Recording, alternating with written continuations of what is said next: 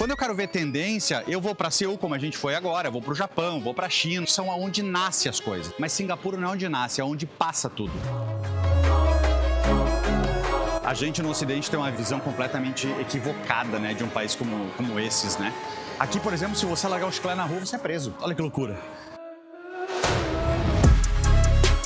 A maior parte das pessoas são interesseiras, né? Então eu não sou um cara que me conecto muito com interesseiro, né? Então eu sou um cara muito verdadeiro. Olha a quantidade de opções de chá que tem dos dois lados. São mais de 1000 variações de chá. Para ter um carro, custa de 4 a 5 vezes mais caro do que qualquer país do mundo. Porque a placa do carro custa mais que o carro. A gente tá aqui no headquarters da Shopee. A Ásia realmente é disparadamente o lugar mais avançado que o mundo tem hoje.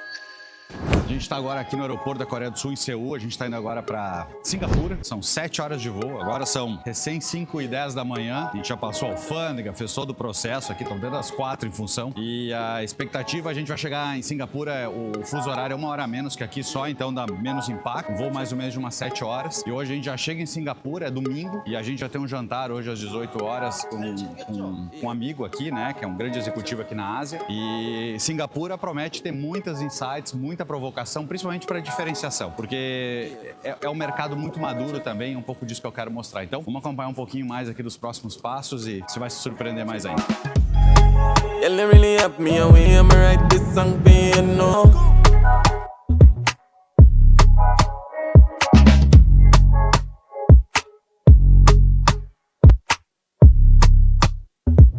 Depois de longas horas, estamos aqui agora em Singapura. O lado bom é que não troca tanto fuso, né? Só 1 hora de diferença. A diferença é que são 40 graus de oscilação. A gente saiu com menos 10 de Seul, chegamos aqui agora tá 31 graus.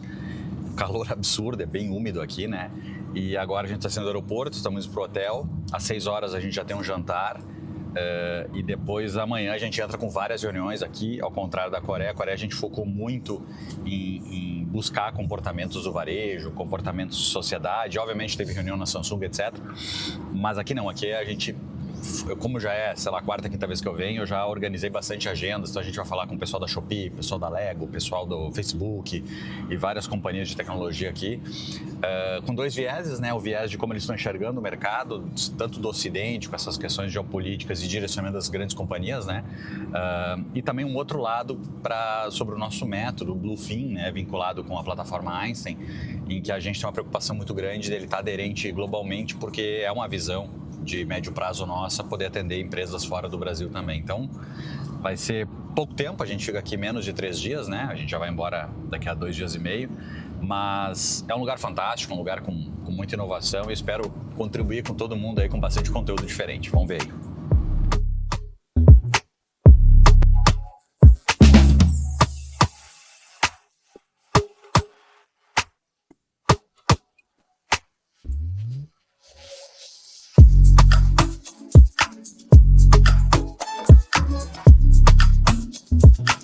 A gente está aqui em Singapura agora, um calor do caramba. A gente está aqui passando na Marina Bay Sands, aqui já é o hotel, né? Um hotel famoso, aqui é o shopping que fica aqui com a Bahia, um shopping de luxo. Meio redundante falar luxo aqui em Singapura, porque tudo é muito caro. É uma das cidades mais ricas do mundo, né? E eu vou explicar um pouco porque eu acho que muita gente não conhece sobre Singapura. Singapura é uma ilha, era da Malásia, lá, sei lá, década de 60 se separou, ninguém acreditava, pobre pra caramba. E aí, com as mesmas pessoas, mas com uma mentalidade diferente, eles entenderam o seguinte, olha só, o mundo inteiro procura lugar que é estável para empreender. Então, adianta tu empreender num lugar onde a lei não é cumprida, onde tem corrupção, onde o imposto é caro? Não vale a pena, né? É meio que no Brasil, às vezes a gente tem que se perguntar, né? Que se a gente tá andando a 80 km por hora numa via que é 60, a gente é multado. Pra quê? Pra que tu não ande mais que 60. Você, quanto mais cresce a empresa, mais tem que pagar imposto. Isso desmotiva o empresário a fazer. Aqui eles têm a visão diferente. A visão deles é que o imposto é baixo e tudo que você fizer que é errado, tu paga muito imposto. Aqui, por exemplo, se você largar um chiclete na rua, você é preso. Olha que loucura. Multas altíssimas. Para ter um carro, custa de 4 a 5 vezes mais caro do que qualquer país do mundo. Porque a placa do carro custa mais que o carro. Então são umas coisas muito diferentes aqui. Mas no final do dia, o que acontece? Singapura é o grande hub hoje de transporte do mundo. Para explicar de maneira mais fácil onde vem o dinheiro, pensa assim, ó. 40% do que tudo do mundo mundo passa por aqui, por navios, né? Só que nem todo lugar no mundo, navio grandão, aqui esses transatlânticos podem parar. Então aqui é feito o transbordo, a separação dos produtos. Então com isso eles ganham com essa movimentação. É um porto muito rápido, muito eficiente, num lugar que a lei é cumprida, num lugar que a lei é verdadeira, num lugar onde é baixa imposto, num lugar onde as pessoas são rápidas. Então uniu o útil ao agradável. E com isso trouxe o quê? Sistema financeiro, as maiores empresas de tecnologias do mundo, porque aqui virou o hub global de negócios da Ásia. Agora a gente está entrando aqui no shopping. Olha só o que é esse shopping. Chega aqui, ó. A gente no Ocidente tem uma visão completamente equivocada, né, de um país como esses, né? E aí o pessoal me pergunta, o que faz a gente da Bicorp querer vir aqui, né? Por que esse lugar, por exemplo, é a quinta vez que eu estou vindo para Singapura já, aí, sei lá, em 3, 4 anos. As primeiras vezes eu vim para dar palestras em eventos, mas no final do dia, o que para mim foi importante entender? Quando eu quero ver tendência, eu vou para Seul, como a gente foi agora, vou para o Japão, vou para a China, vou para vários países, porque são aonde nascem as coisas. Mas Singapura não é onde nasce, é onde passa tudo. Singapura é muito bem posicionada, ela é o hub central da Ásia. E como a Ásia é o que mais cresce no mundo hoje, a maior economia crescente e pujante, faz sentido eu estar aqui para confrontar método. Aqui eu consigo entender o método que funciona para a Ásia, o método que vai funcionar e vai guiar o Ocidente. Então, é uma grande provocação, porque é difícil explicar, às vezes, num vídeo assim. Eu vou tentar agora, a gente está chegando agora, né, ao longo desses próximos dias, te mostrando outputs das reuniões, as constatações que a gente tem e até mesmo o nosso método, aonde ele se encaixa aqui para mostrar para o empresário brasileiro que, por mais que a gente tenha um governo que não nos ajuda, por mais que a nossa educação não é tão valorizada como deveria, a gente tem condições fantásticas de prosperar muito. É um pouco do meu desafio aqui, é levar daqui fatores e motivações para que a gente possa prosperar mais no Brasil. Bem, vamos lá que a gente tem um jantar agora e não vamos se atrasar. A gente está chegando aqui no hotel mais famoso, né, o Marina Bay Sands, que é aquele que parece ter uma prancha de, sei lá, tem um skate em cima dele, né? E talvez as pessoas não saibam, mas lá em cima tem uma piscina de borda infinita, é um absurdo, né, a vista de lá. Mas um erro que eu cometi a primeira vez que eu vi, a primeira vez eu digo, vou me hospedar naquele hotel, aquele hotel é fantástico, me hospedei, hotel muito bom realmente. Só que você perde a vista dele, então o ideal é você não se hospedar nele, porque o mais legal da vista aqui é você ver os prédios iluminados com ele ao redor, então não se cometa esse erro mais de uma vez, né? É por isso que eu hoje estou em outros hotéis, exatamente porque eu gosto muito de ver essa vista, é uma vista que motiva muito, né? A gente vai jantar hoje com um grande amigo de vida, uma pessoa que eu conheço desde que eu era uma promessa e ele também. A gente literalmente somos os improváveis dessa caminhada. A gente se conheceu em Porto Alegre, né? Ele vem de uma família tão simples quanto a minha, batalhador também foi expatriado muito cedo para trabalhar, morou na Colômbia, se eu não me engano, morou em Madrid muitos anos, e ele era um grande executivo de uma grande consultoria aqui na Ásia, e ele acabou de fazer uma migração, inclusive, ele toca na Ásia, estudou bastante, então é uma pessoa que eu tenho um carinho absurdo, e eu faço questão, toda vez que eu vou para algum continente que eu tenho amigos, eu tenho poucos amigos assim, de verdade mesmo, porque o mundo dos negócios, a maior parte das pessoas são interesseiras, né? Então eu não sou um cara que me conecto muito com interesseiro, né? Então eu sou um cara muito verdadeiro. E ele é uma dessas pessoas verdadeiras, então eu faço questão, toda vez quando eu ia para a Europa, eu ia visitar em Madrid, como eu tenho meus amigos na Alemanha, então eu sempre faço isso e aqui, sei lá, acho que é a terceira vez que eu já venho visitar ele em Singapura. Toda vez, não me importa pegar um voo 7 horas, passar aqui, jantar com ele, colocar a conversa em dia, porque quando você mora fora do seu país, quando você enfrenta todas as dificuldades que a gente enfrenta, e a gente é um povo trabalhador, eu acho que é muito importante a gente ter os amigos que vão visitar tal, porque, cara, o cara tá no outro lado do mundo, né? Então, vai ser um jantar legal, porque também tem o outro lado, ele é um mega de um profissional, um mega do executivo, lidera uma das maiores empresas do mundo hoje de tecnologia, liderou grandes empresas de consultoria, o que tem muito a ver com o que eu faço, né? A gente se conecta, obviamente, também por isso. Então, vai ser uma conversa, sempre tem um pouco, né, de nostalgia, mas também tem muito de ler o mercado, como é que está aqui, como é que tem sido a adaptação. Ele deve estar uns 2 anos aqui, então estou muito feliz de encontrar ele e vamos lá.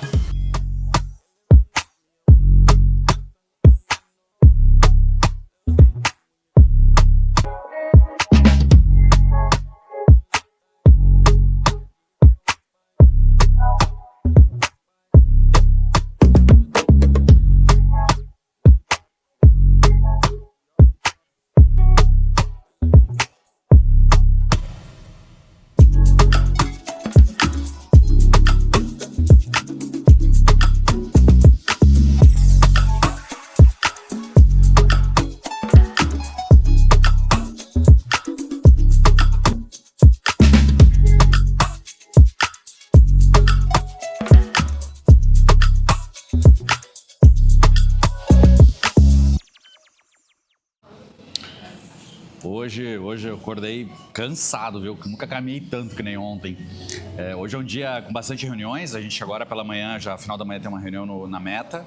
Depois do almoço a gente tem uma reunião na Shopee. E depois a gente vai estar visitando alguns pontos de varejo específicos, porque a gente está aqui buscando muito lado, obviamente, das grandes empresas, de como elas estão no mercado, como elas fazem gestão, né?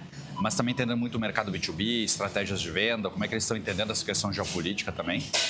E essa combinação de tendências aqui da Ásia, principalmente, né? Singapura é esse grande hub para isso, né?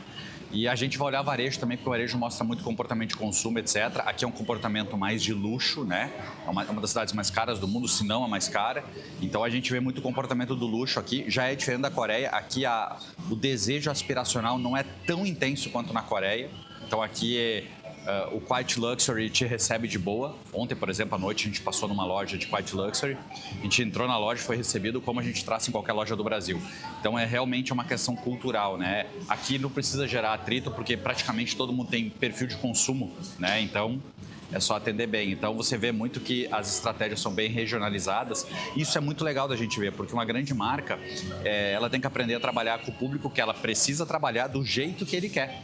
Então, no Brasil, por exemplo, será que você atende o cliente do Nordeste do mesmo jeito que tem que atender no Rio Grande do Sul? Será que o mercado B2B e o B2C têm as mesmas estratégias? Será que o B2C de large companies é igual ao de medium companies? Então, essas provocações a gente vai trazer hoje. Espero que ajude todo mundo aí a otimizar os resultados.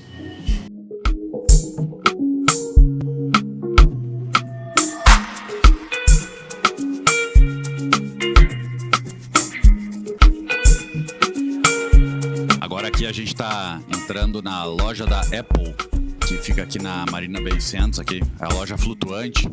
Olha para cima o que é essa loja, o visual.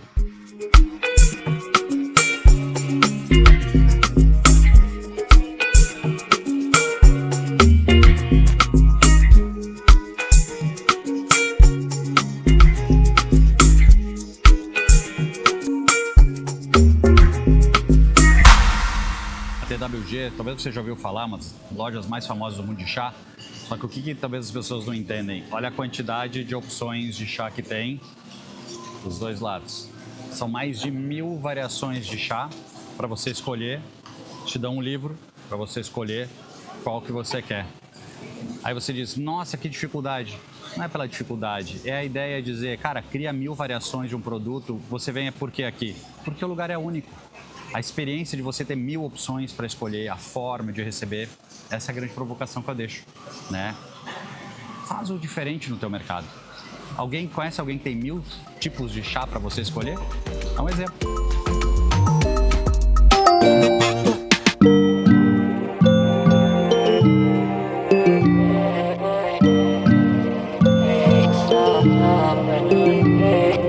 A gente está aqui no headquarters da Shopee, o Shopee, como eles chamam aqui em Singapura. Não sei se você sabia, a Shopee é uma empresa de Singapura. Hoje no Brasil ela já é a segunda maior empresa em GMV, né, em volume de vendas e marketplace, a primeira em volume de pedidos. Impressionante, né? Uma empresa que ocupou muito um posicionamento claro de preço baixo no Brasil. Mas o que talvez você não saiba é que a Shopee, ela não teve como estratégia a venda no início. Ela trabalhou muito com o conceito de advertising e formas de engajamento para gaming, para relacionamento de comunidades. Então, por isso que todo o aplicativo, a forma de se relacionar é toda gamificada. Porque o objetivo é que você crie dependência e desejo de voltar. Então, ela trabalhou sempre com o conceito da neurociência focado em recorrência. Muito do que a própria Amazon criou no conceito de confiabilidade. E isso, depois, para vender, ficou muito mais simples, porque ela nunca se preocupou com isso. Então, por exemplo, quando ela vai lá e te bota um preço muito barato no produto com frete grátis, ela até tem prejuízo. Mas ela vai aprendendo qual o preço que o cliente compra, qual é a elasticidade que aquele preço pode ter, qual é a variedade de consumo possível naquilo. Então, ela está comprando o mercado para depois criar a melhor estratégia. Então, a Shopee, ela tem uma inteligência de dados e uma estratégia de obtenção de mercado muito pragmática. O chinês tem muito disso, né? Obviamente que a Shopee está aqui em Singapura e tal, mas é cultura totalmente chinesa, né? Que é uma cultura direta, pragmática, não é muito de dourar pílula, né? Eles são muito agressivos. Não sei se você sabe, não sei se você já trabalhou com chinês, mas o chinês, você está numa sala de reunião, discutindo com ele, aí tem, sei lá, 10 pessoas com você, o chinês não vai dizer, ai, querido, veja bem, que pena que tu não foi bem aqui, ou te dizer, vamos falar no one-on-one. Ele Ele fala na tua cara, do jeito que tiver que falar, do jeito que for. Então esse pragmatismo mostra muito da forma como eles foram para o Brasil, de uma forma muito direta, focada. Hoje eles já estão na Argentina também, né? Brigando fortemente aí com o Mercado Livre. Mas o ponto fundamental que a gente vê aqui na Shopee é muito dessa praticidade e a inteligência de entender que eles não entraram no mercado como um varejista, como uma plataforma de marketplace. Eles entraram como uma plataforma de retenção e engajamento. E disso eles passaram a vender. Isso muda completamente o jogo, porque a essência é diferente, a premissa é diferente. É por isso que muita gente no Brasil sofre, porque ele escolheu talvez um modelo de trabalho diferente. Ele não pensou que, às vezes, o jeito que eu vou ao mercado, a forma que eu engajo, os motivos, eles podem mudar os resultados. Então, acho que o grande ensinamento fica aqui é esse pragmatismo que eles tiveram. E acho que foi genial aqui a conversa. E vamos seguir aqui a nossa caminhada.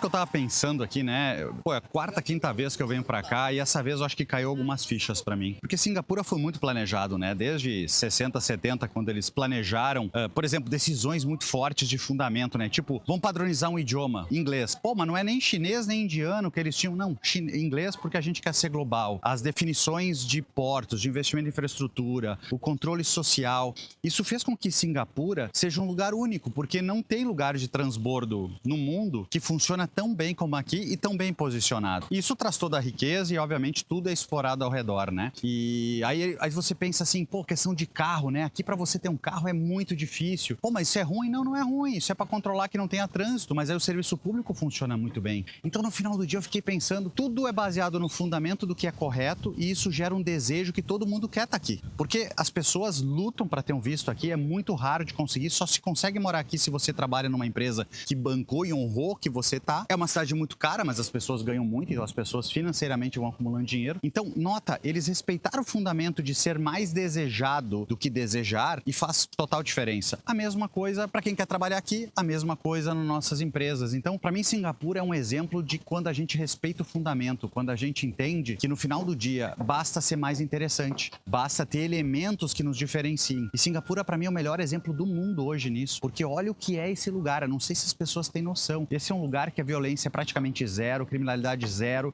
A gente estava conversando hoje com o pessoal da Shopee, o pessoal assim, tá, mas qual é a preocupação que as pessoas têm aqui? Eles disseram, não, nenhuma. Não tem preocupação aqui. Não tem preocupação. Tudo funciona, as pessoas têm como andar com os filhos aqui, a segurança é boa, a saúde é boa, o desenvolvimento econômico é bom, existe uma disputa grande de empresas querendo estar aqui, porque aqui é o eixo que protagoniza na Ásia, né? Aqui, digamos, é o grande hub de integração de modelos. Então eu fiquei tentando buscar, eu acho que o maior ensinamento que eu trago dessa viagem aqui, talvez demorou até para cair a ficha, é que independente do segmento de negócio que a gente esteja, ser mais interessante é importante. E Singapura se tornou mais interessante primeiro do que interesseira. Hoje parece arrogante. Pô, eles têm um controle forte, eles têm regras duras, eles aumentaram os impostos, mas é interessante. Não tem nenhum outro lugar do mundo que replica o que eles têm aqui.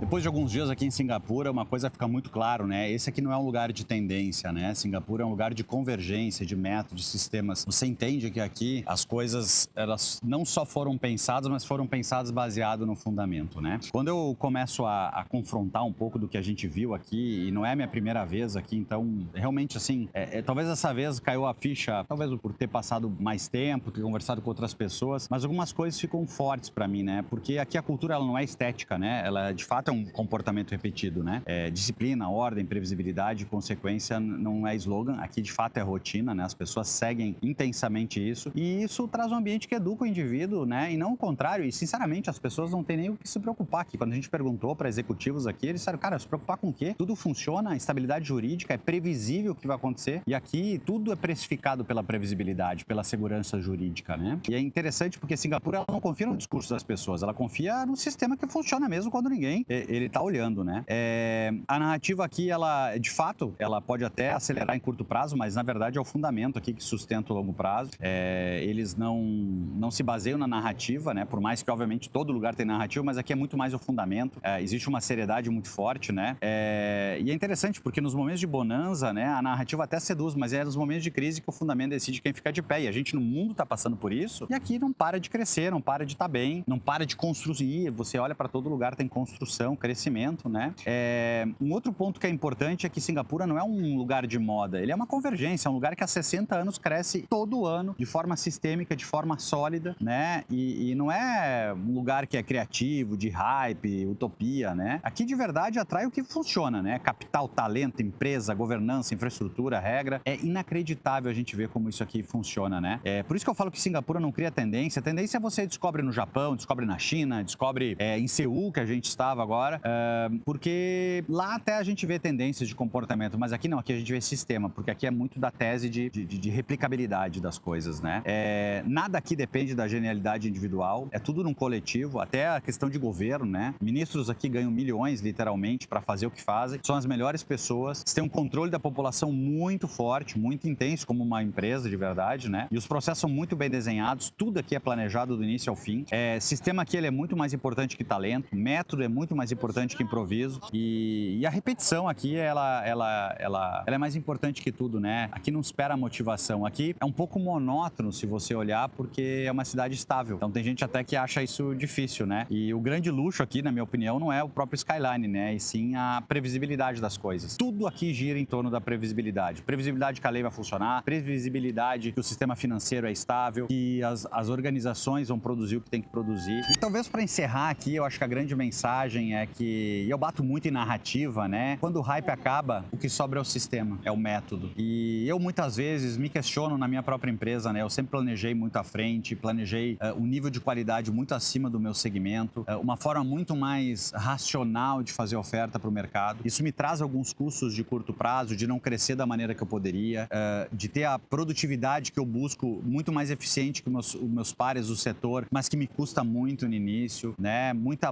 base de método. Pô, a gente por 2 anos investiu muito em método. E aí eu venho para cá me dar um pouco de tranquilidade, saber que a gente está muito mais estável para o futuro do que as empresas que são muito baseadas em narrativas. Talvez a narrativa traga dinheiro de curto prazo, talvez resolva a vida de muita gente em curto prazo, mas eu decidi jogar um jogo de jogo infinito, como eu defendo muito, né, minha tese, e é muito bom estar aqui e ver que o fundamento sempre vence. Se você empresário está se cobrando, que às vezes não é o founder-led growth, que você não tem as melhores narrativas, que não usa da forma de venda agressiva, pode acreditar que é muito mais método, e sim, você tem que ter método, você tem que ter previsibilidade, você tem que ter uma organização com uma cultura muito forte, porque é isso que funciona. É só olhar para cá, é só olhar para uma China, e não entra aqui, é uma fuga que as pessoas têm usualmente, de buscar ideologia política para justificar, porque a China é isso e aquilo. Esquece isso, cara. Eu tenho certeza absoluta que se você perguntar para as pessoas que moram aqui, as pessoas que moram na China, 99% é muito feliz. Então, talvez pra gente não seja o melhor modelo, e talvez não seja mesmo, mas não vamos escapar. Vamos olhar o que tem de bom, vamos olhar o que esse pessoal tem a nos ensinar, porque a Ásia realmente é disparadamente o lugar mais avançado que o mundo tem hoje. Obrigado pelo tempo de vocês. Se vocês querem sugerir próximos lugares que a gente vai buscar conhecimento, deixa o teu comentário aqui no vídeo, faça tuas perguntas, siga a gente no Instagram. A gente vai ter o maior prazer aí em ajudar você e a sua empresa a crescer muito mais baseado em fundamento. Valeu!